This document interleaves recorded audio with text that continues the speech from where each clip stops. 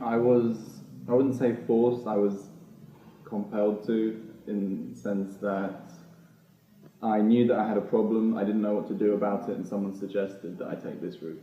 A lot worse than it is now, by about 1,000,000 times. It was just days never changed, same routine over and over, based around picking up, using, picking up again, then going back to using.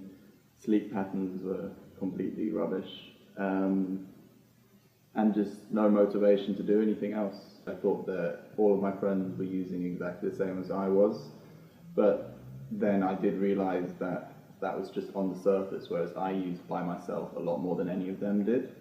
It just seemed like I got a lot of bad luck, which, when looking back on it, most of it was my decisions. I did an outpatient program in England, and all through that I wasn't even aware that I was being treated for addiction, and they occasionally asked me if I thought that I had an addiction. And it's quite telling that the thought of drugs didn't even cross my mind.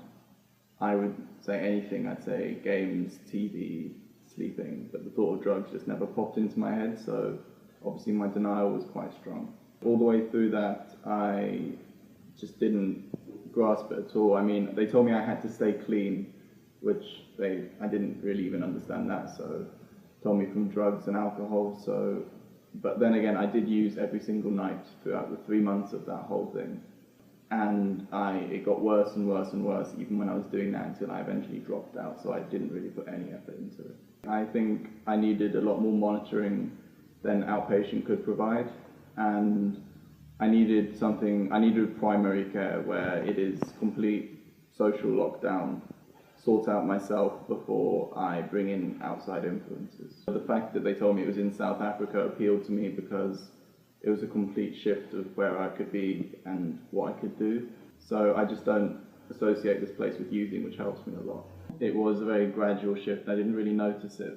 And so when I left, that was a pivotal moment, because going slightly more into outside life, I noticed the changes in me and what was different, so that became a pivotal moment.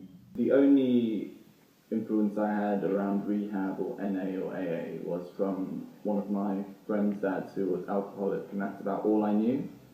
And then my experience with the outpatient program was just that it was a lot of people whining for quite a long time each day. But then since coming over here, there's periods where I really didn't get on, I didn't want to be there, but in hindsight, it saved my life, quite honestly. And I don't know what I would have done without it. At the moment I'm starting studying, and even it must have been a subconscious change. I've realised I have some form of work ethic, which I didn't possess before. I mean, I had the ability to do it, but I just couldn't make myself do it because I had that lack of motivation. And it's just given me a completely new outlook on life. For my entire stretch of 6 months in rehab, I've been the youngest. Initially, when I first got there, I thought, this really isn't for me, everyone's too old, everyone has different drugs of choice, everyone's a bit more hardcore than me, but I don't even notice it now.